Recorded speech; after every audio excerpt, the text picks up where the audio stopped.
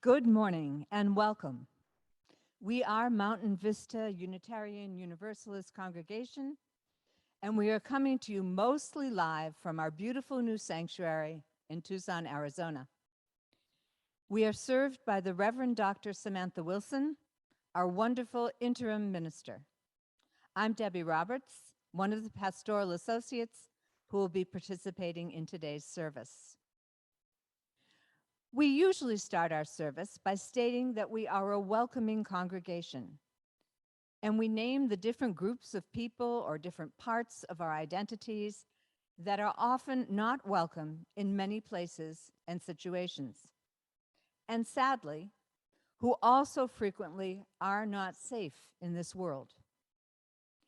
We read this affirmation with such regularity that the words may have become trite and devoid of any real substance, something we mentally skip over because we have heard it so many times before. And more importantly, these words become meaningless unless they are matched with actions. What do we actually do to make sure everyone feels not only welcomed, but also embraced, valued, and safe? How do we not only state, but also demonstrate our welcome? In the 1980s, the UUA made a commitment to address homophobia in UU congregations by initiating the Welcoming Congregation Program. This program engaged congregations in intentional education, dialogue, and action around the radical inclusion of LGBTQ people.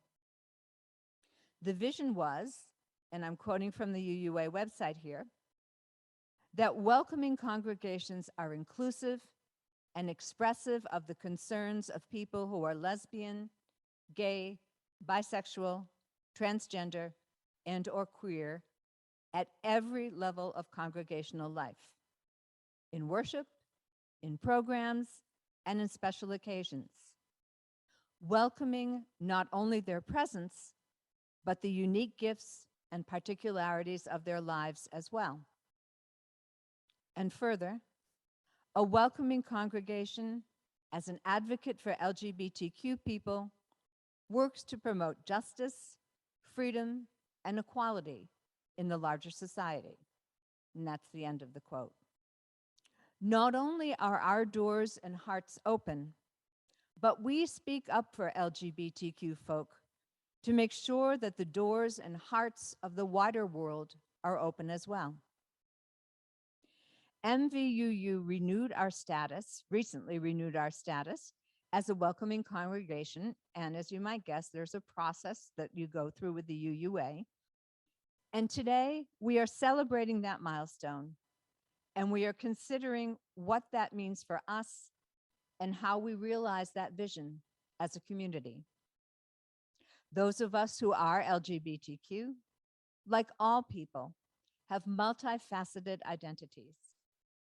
We are people of color and indigenous people. We are working class. We have disabilities. We are immigrants. We are children and youth and single parents and elders. All are welcome. Today, we seek to renew what can so easily become superficial and hackneyed. We extend a warm welcome to you all as we renew our commitment to each other and to future generations seeking safe spaces.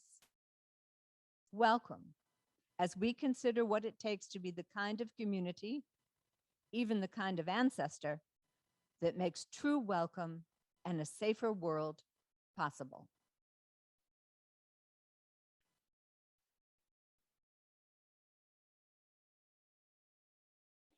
We light the chalice today in the spirit of true and deep and genuine welcome to all of those who seek a spiritual home and sanctuary. We welcome you and we hold you very dear in our hearts.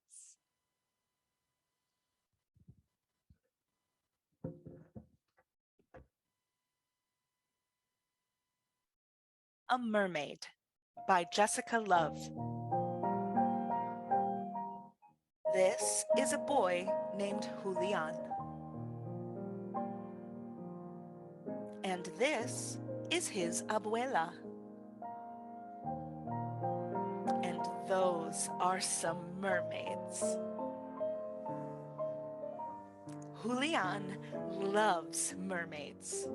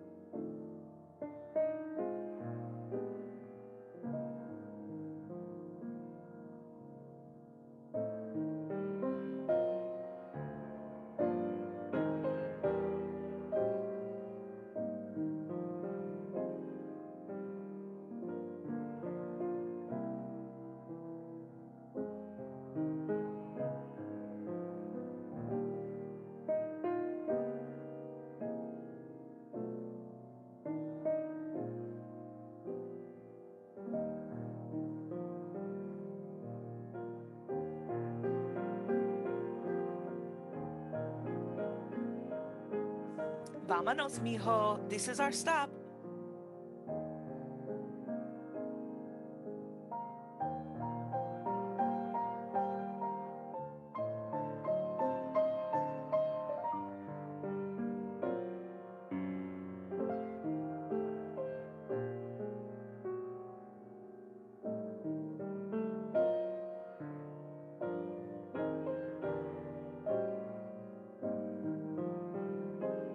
Abuela, did you see the mermaids? I saw them, mijo. Abuela, I am also a mermaid.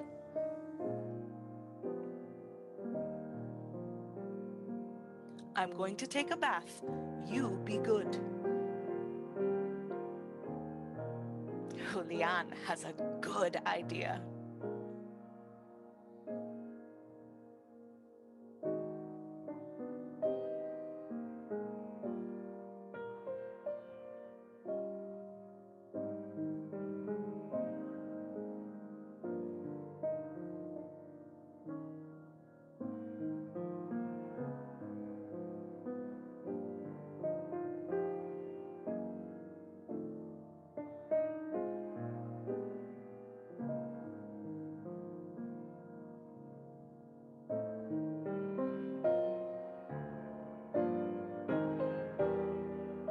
Uh-oh.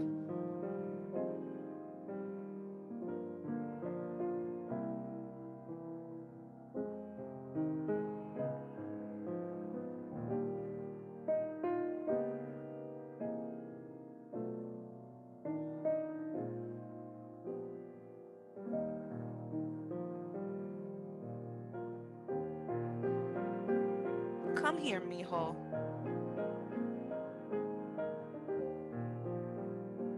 For me, abuela? For you, Julian. Where are we going? You'll see, says abuela.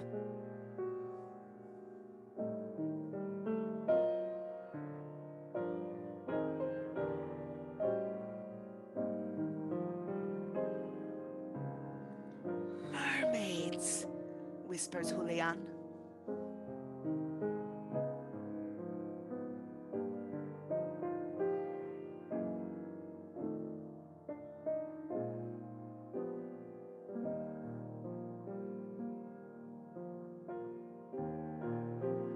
Like you, mijo. Let's join them.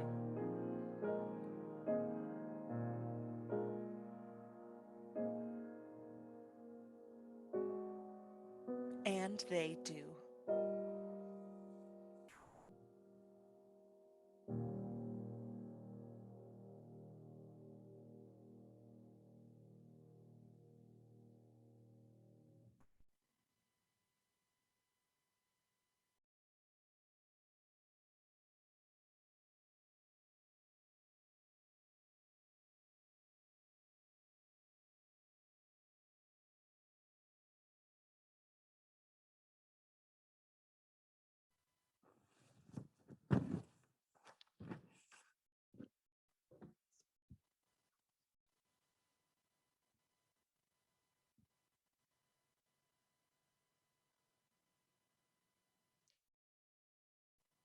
Much like all of us, I didn't start living my life until my 20s. Note that the first confession I'll be making about myself today is that I'm 25. With my experience, most would consider that I shall no longer be a child trying to stretch into an adult's world. Okay, wait. Confession number 2. I'm actually a queen, and the queen of pride to be specific, but that's another story for another day. But yes, in a true queer and bizarre fashion, I've been cursed to this theatrical destiny, a star born under a dying empire. I'm in my tender 20s. I have no job, I have no money, but what I do have is debt. Crippling and utterly unsurmountable debt. They say it gets better. But this is the advertisement. This is the advertisement I read and reread. It permeates into my dreams, in my sweat, and eventually cataracts my vision. It seems to be addressed to me and no one else. All that is missing is my name. And then I wonder, how many of us are receiving this same offer, this insert name here spam letter, flashing on billboards, demanding us to embrace this brilliant and comically flamboyant tragedy? There is no light to lead you, and you can't see the light until you promise to turn your back on this illusory galaxy of illumination. However, there will be a welcome sign to guide you, suspended somewhere in the back, but it's too far out of reach to dust, and it can be quite dangerous to stand off balance. But it's mainly for the visibility. And this is the leap of good faith, because what you see isn't always what you get. It does feel different, sometimes, maybe, but nothing ever really changes until it does.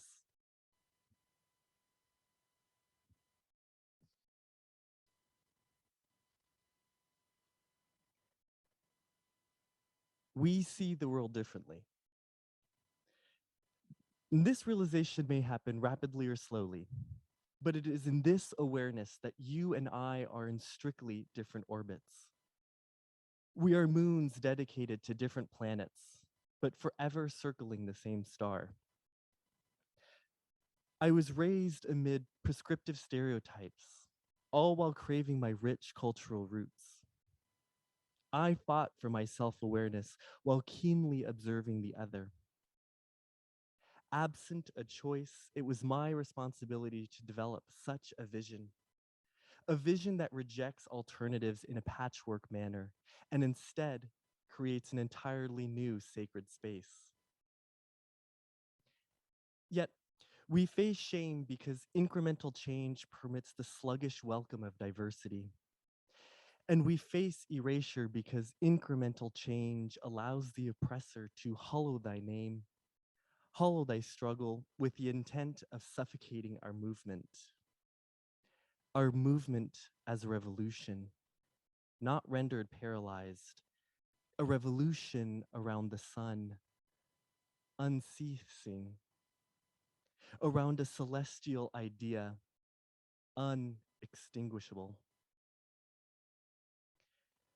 A movement which demands a more sensible process of pondering and of reflection, and ultimately of transformation.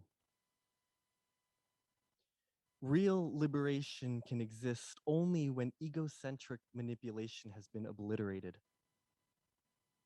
and where our solace is more than a simple welcome sign. It is an atlas created by those who reject the preordained pixels plaguing our imagination. For those who scrutinize the sky, we dare learn a lesson from the stars, living eons of space apart, with different masters, coexisting in the eternity of darkness. spreading light, painting examples of revolutions churning the heart and the soul somewhere deep in space and time.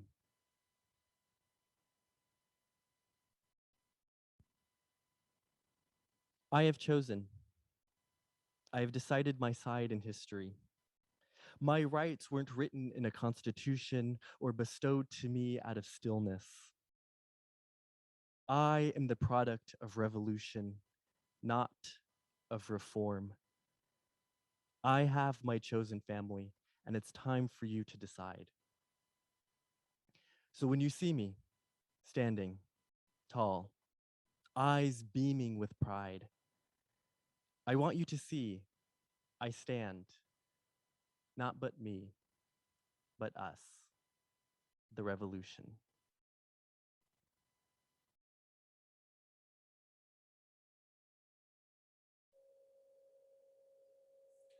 Hello, everyone.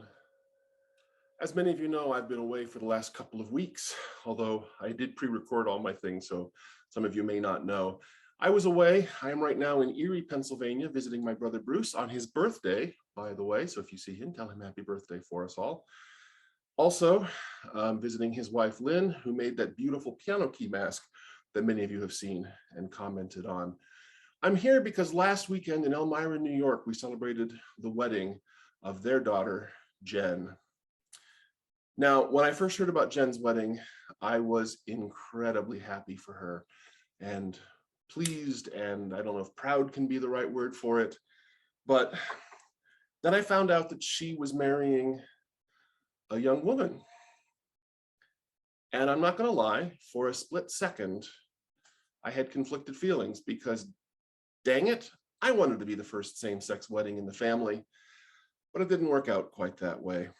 But I'm still, once I had a chance to meet Phoenix, incredibly happy for the both of them.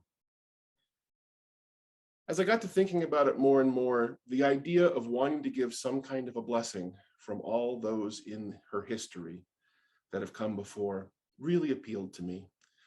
And I wrote this piece as a way of celebrating some of that history. Now, unfortunately, in the chaos of a wedding, I'm sure all of you know how that goes. I didn't get the chance to actually do it at their wedding last week. So I'm recording it for you now. And I wanted to send this particularly as a blessing to Jen and Phoenix and their wonderful wedding last week. The American author Armistead Maupin is famous for saying, there are two kinds of families, the biological and the logical. The biological is the family we're born into, the family of blood, the family that raises us, and the family, our family of origin, if you will. Our logical family, on the other hand, is all those people who are tied to us not by blood, but by love and community and support. And if you're lucky, the two families have a lot of overlap.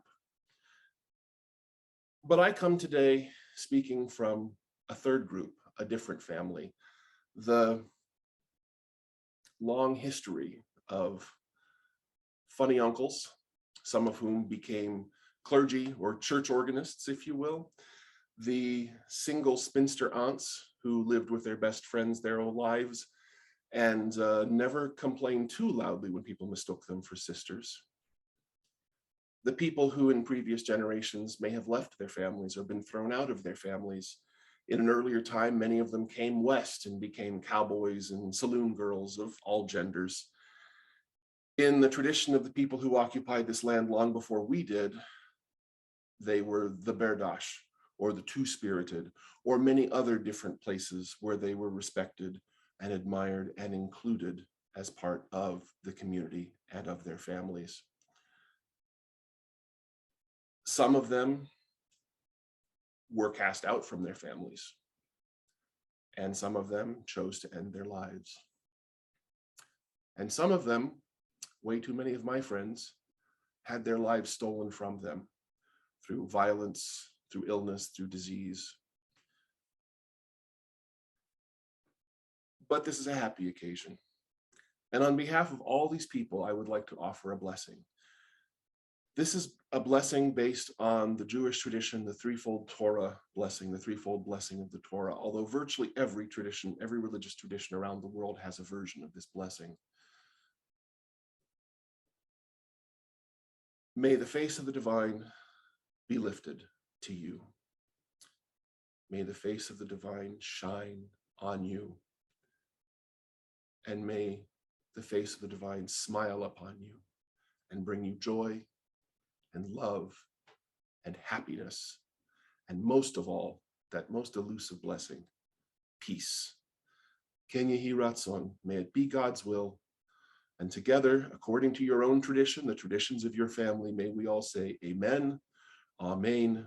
Blessed be, shalom aleichem, assalamu alaikum. May the force be with you and live long and prosper.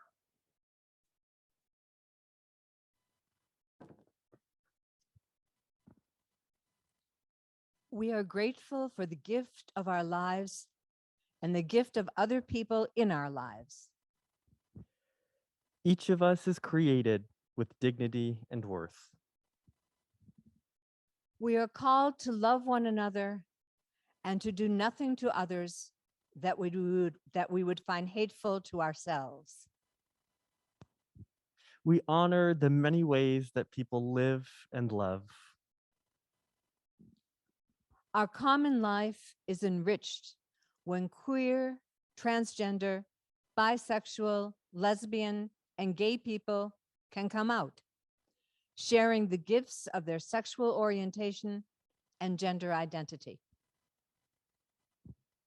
True justice flourishes when all people can live and flourish. We suffer when LGBTQ people are oppressed, excluded, or shamed by religious people who overlook the fundamental call to love one another. Love does not exclude. We are all worthy. May we work to build a world where all people are celebrated and loved. We celebrate sexual and gender diversity as a blessing that enriches us all.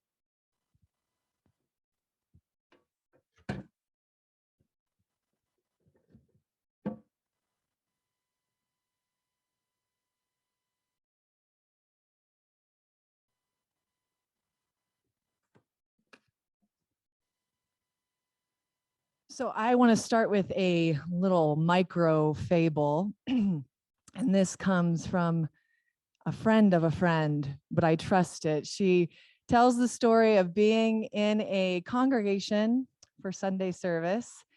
And there was a family up front, and that family was seated there, and there were 2 children or so. And those 2 children had gone to that congregation for a very, very, very long time. But on that particular Sunday, there was a guest minister.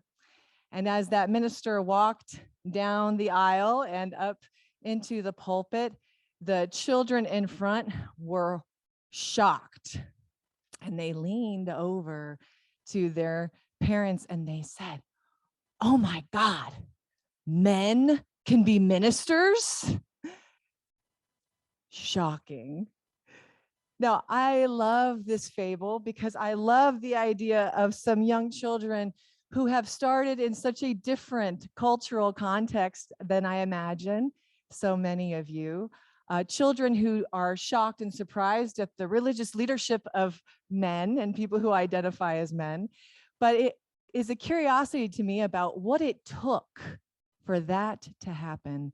I stand in the lineage of that happening. And so I stand in curiosity at what it teaches us about how change occurs. Now, if we follow that lineage, this lineage of the inclusion of people who identify as women into religious leadership, it is a long one in our tradition. 1957, 2% of religious leaders were women, but none of them had jobs. Which is the story. They exist, we just don't pay them. And then 1960, 5%, 1968, 2% were women, 1978, 6% were women. By 1977 and into 1980, the UUA, the Unitarian Universalist Association, of which we are a member congregation, has a Women and Religion resolution, and then it's followed by conferences. And in 1979, over 70 women got together to discuss what needed to happen so that women were actually represented in religious life in Unitarian Universalist congregations. Now, they had lots of plans and ideas that were created into a book that you can find online.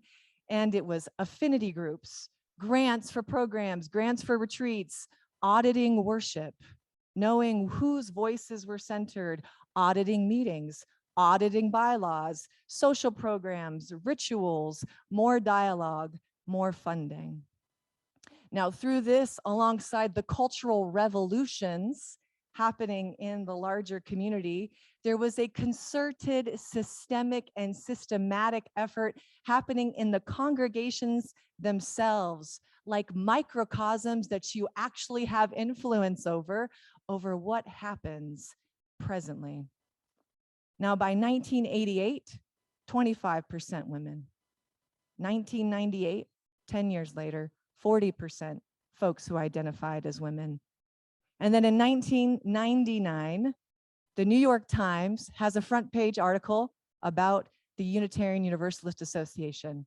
And the title reads, "Following Mothers, Women Heed Call to Nations Pulpits." It featured a mother-daughter duo who were both UU ministers, and the daughter was ordained in the mother's church. And it says this: "It is within the UUA, historically the nation's most liberal religious body, that the process of women's leadership and inclusion has moved the furthest. The association will soon announce that for the first time, women outnumber men among active clergy members for the first time in any Protestant denomination, making up, as of 1999, 51% of the total, up from 2% in the 1960s. And then 2015, 57%.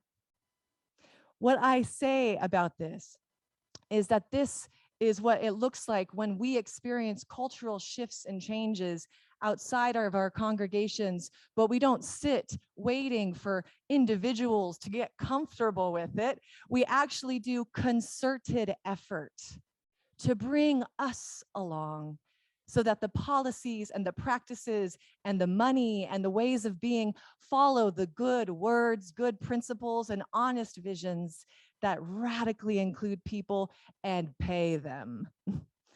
And I like the word concerted for a reason, partly because the word concert is tucked in there beautifully to say that it takes effort, meaning it's hard, meaning you have to do something differently and do it with other people if you want something to happen.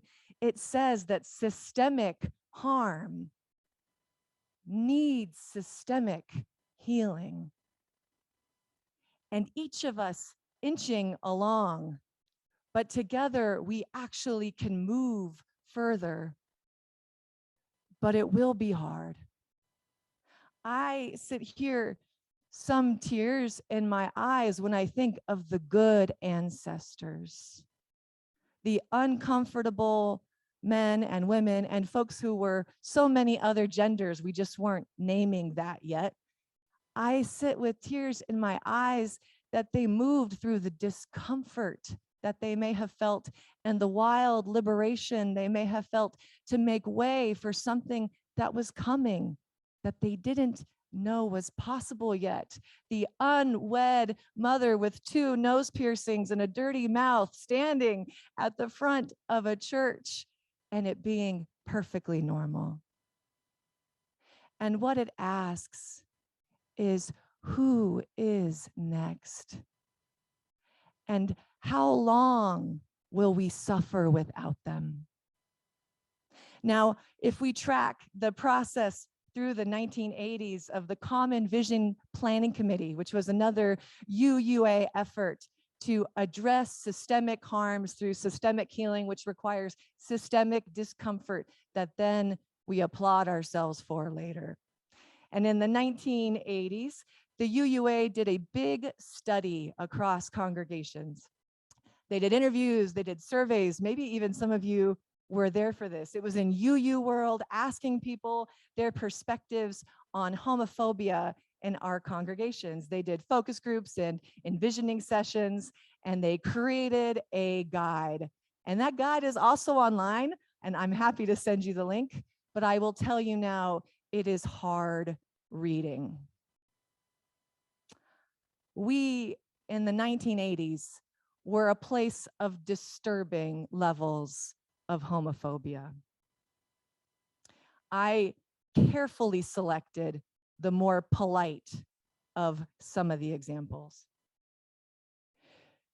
If you keep pressing this issue, someone writes on their survey, count me out. And I would suspect numbers of others feel this way. UUA should do something worthwhile for a chance instead of pissing into the wind. Another person, to be honest with you, within our church, this issue is becoming as boring as feminism. A third person, our minister is more than a religious leader. She, notice they use she, which is fascinating. She is a symbol. She is our representative in the community. Publicly, we're already thought odd enough without our symbolic leader openly, publicly proclaiming gay or lesbian preferences. These are the soft of the readings. Now, when you look at the graphs of people saying if they strongly agree or strongly disagree with something, it paints an even challenging picture. And some of them, people strongly agree that our congregations are welcoming and opening. And then they also strongly disagree that they should actually have to have relationships with gay and lesbian people. They strongly agree that gay and lesbian people should get to know each other, but then they also agree that, well, they shouldn't be there for too long, otherwise it's a social interest group and they're a clique. Does this sound familiar at all? I'm going to look to the people and yes, this sounds familiar at all. This is the tension. This is the tension. We are still in the tension. You have heard any number of those things even now. So the effort then in the 1980s was this. Here is our concerted effort at shifting a very big, very old boat. The Welcoming Congregations Initiative first said, you no longer get to assume that everyone's heterosexual, which I would say is a wonderful assumption to get rid of. That we need to embody a valuing, not a tolerance, not an acceptance, but the feeling of being blessed by queer culture in all aspects of church life. That religious education should reflect and celebrate lesbian, gay, and bisexual life. That your bylaws, your worship, your social programs, your affinity groups, does this sound familiar to how all of a sudden women could be at the front of a pulpit? Your celebrations, your memorials, your dialogue, your funding, the minister you call and select. This is what we will focus on. And you can guarantee people were frustrated by it and uncomfortable about it and felt pushed upon. But here we are now. And what happens in the 2000s? But then we are celebrating that UU leaders are at the head of the marriage equality movement. You see, it begins that way, people feeling pushed upon. And then as you merge into a future where people are humanized, suddenly we are proud of ourselves. The task is to know that it is coming, that humanization is coming, and that we, when we say we are a liberal faith tradition, are called to humanization of all people. No waiting for when it's nice to be proud of it. Now, in the 1990s, 800 congregations became welcoming congregations. They followed a program that was designed out of those surveys where ministers were trained and board members were trained and congregations had to have a quorum of people to do public education, and there had to be worship services that were focused on the lives of LGBT people, and churches had to provide free space for LGBT events and programs, and churches had to advertise to LGBT communities to say, we long for your beauty, your wisdom, your blessing. Please, we are suffering without you. 800 congregations, but in 1990s, Mountain Vista was one of them. That was it. You finished your project. You said, we are a welcoming congregation. You got a sweet little rainbow flag on the website. And when someone wanted to search for you, if someone was looking for safe space, they could look you up in the UUA website and bam, a rainbow flag next to your congregation that said, we welcome you, we beckon you, please, we need you. But at that time, it was one and done. Cross check, we are done with it. Until 2018, the program shifted. And in 2018, it called upon congregations to renewal every year. And that renewal process said, yes, wonderful, but now there are new knowledges, new wisdoms that back in the 1980s, we weren't even talking about the inclusion of transgender people. We weren't using queer, we weren't naming intersex and asexual. We weren't talking about gender identities that are non-binary. And now we are, and it is time to renew again and again. This recent year, just last year during COVID, our congregation technically did that. We celebrated different holidays with the Baja Four. We shared different events in our congregation. We pledged money to UU Jazz that was organizing LGBTQ people in Arizona. And we hosted Transforming Hearts webinar where 15 of us moved through weeks of courses about what gender identity means. So check, check, check. But this service is not about the fact that we have a new certificate in our office. The service is about this will never be done. The gift is in the practice of a renewal of spaciousness, that we become a people who has not been a one and done, but that we are a people who say, what's next? Who are we missing? What parts of ourselves have we not yet claimed or cared for in this world? What systemic harms ache for systemic healing? Where is my next discomfort? Now, this spaciousness we talked about 2 weeks ago, that our third principle calls us to accept, which we all have feelings, the word has a lot of feelings around it, but acceptance of one another and encouragement to spiritual growth in our denomination and our congregation. And we said spiritual growth was not about transcendence. That's not necessarily our shared theology, although for some of us, a theological sense of upwardness is important. But our shared theology asks us to widen, to grow wider, to contain more complexity. And I think this service asks us to deepen, deeper time, a wisdom of how much struggle it takes to be proud of something later. Now, for me, this is where Julian is a mermaid speaks perfectly. And so does it mean to be a good ancestor. Now, for me, in my own mind, the good quality of a good ancestor is someone who has a deep sense of time, someone who feels with compassion what their ancestors did and never completed, and who feels with obligation what is theirs to do for the future. There's an author, Roman Krznarek, who actually wrote a book called The Good Ancestor. And he likes to highlight Japan's future design movement. And it's a movement of city planning efforts wherein citizens can come together to do city planning. But when they arrive, half of them are citizens from the present day, and the other half are designated citizens from 2060. And the citizens who are designated from 2060 even wear special robes. So you'll notice.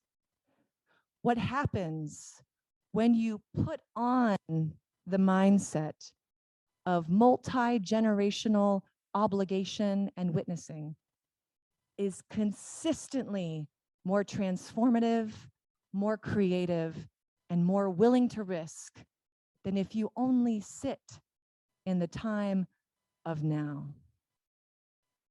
So spiritual growth is about how beautifully wide we can get airplane seats. We want the fullest of our being, but it's also about this depth of being, that we have the capacity to hold what has happened and then feel obligation, holy, sacred obligation to the ones who are coming, so that we risk more than we would if we didn't. Now, I personally love this for what we learned from Julian's abuela. So in the story, Julian sees something as possible.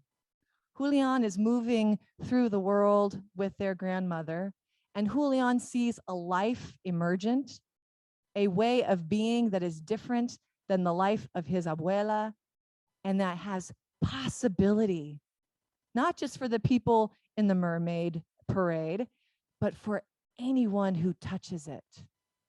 That the possibility of people in their fullest aliveness means that each of us get more aliveness. It is the wisdom that we all know that those of us who identify as men suffer when any other gender suffers, and that those of us who identify as heterosexual will suffer. We will be less of our fullest gender expressions if we don't recognize that our heterosexuality was always assumed, that you would always have to do that, actually means you never made the choice. So Julian's grandmother is there, and she offers what is exactly the thing we offer: blessing. Her job is simple: bless the possibility and then show up for it. She doesn't wait until she dies. She doesn't hold on to the pearls, putting them into her will and testament. Yes, you're in debt, but you'll have to wait till I'm dead. She gives the pearls now, in aliveness, now. Now, I know that showing up for what was different or new, or, oh my God, another thing, I'm not complete, the incompleteness is hard, but I didn't drag you into this, church. You picked it. You picked liberal spirituality. You picked a lifetime of transformation, but you picked to do it with other people. Now, I will be the first to tell you that when my daughter Joy, or perhaps my grandchild one day, wants to tell me how it is about some new thing I have to learn, or some way that I saw the world that wasn't right, or something that I did that was harmful, I know it will not be easy. And I hope that when she comes to me and she says, "Grandma, you got it wrong. It's this way now," I hope I say, mm-hmm. And then I hope that I go to my bathtub, and I hope I take my phone, and I hope I call my friends from the bathtub, and then we're Zooming or whatever it is then. And I hope I tell them how tired I am, that this little whippersnapper thinks she knows more than I do, and that she doesn't get how hard it was for me or her grandmother, and that she doesn't see that I tried so hard.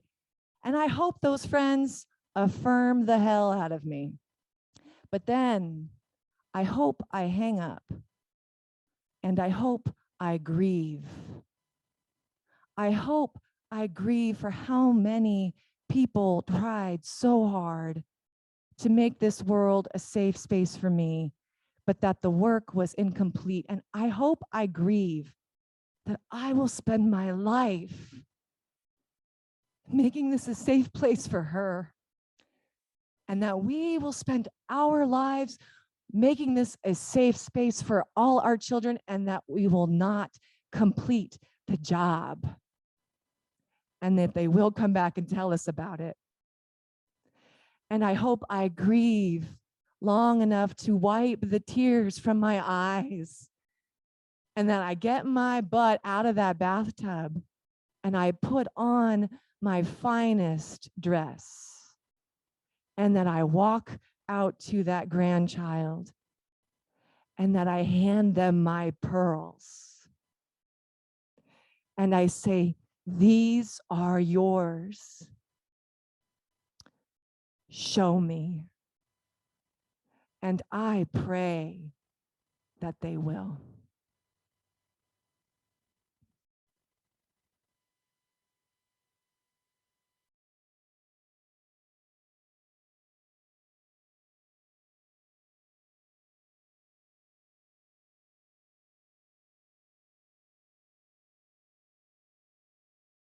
For each child that's born, a morning star rises and sings to the universe who we are. For each child that's born, a morning star rises and sings to the universe who we are.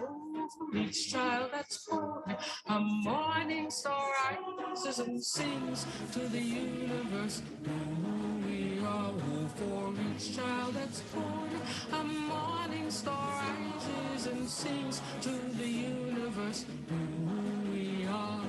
We are our grandmother's prayers, and we are our grandfather's dreamings, and we are the breath of our ancestors. We are the spirit of God. We are mothers of courage, fathers of time, daughters of dust, and the sons of great visions. We're sisters of mercy, brothers of love, lovers of life, and the builders of nations. We're seekers of truth, keepers of faith, makers of peace, and the wisdom of ages. We are our grandmother's prayers. We are our grandfather's dreamings, and we are the breath of our ancestors. We are the spirit of God. We are mothers of courage, fathers of time, daughters of dust, and the sons of great visions. We're sisters of mercy, brothers of love, lovers of life, and the builders of nations. We're seekers of truth and keepers of faith. We are makers of peace and the wisdom of ages. We are our grandmother's prayers. We are our grandfather's dreamings, and we are the breath of our ancestors. We are the spirit of God. We are our grandmother's prayers, and we are our grandfather's dreamings. We are the breath of our ancestors. We are the spirit of God. For each child that's born, a morning star rises and sings to the universe who we are. For each child that's born, a morning star rises and sings to the universe who we are. We are one.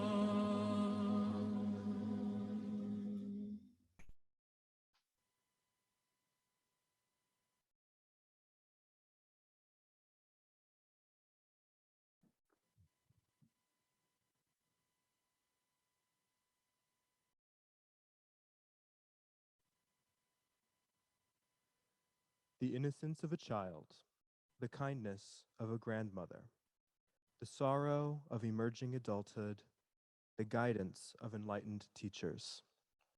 I was once told that there is no such thing as a dirty word.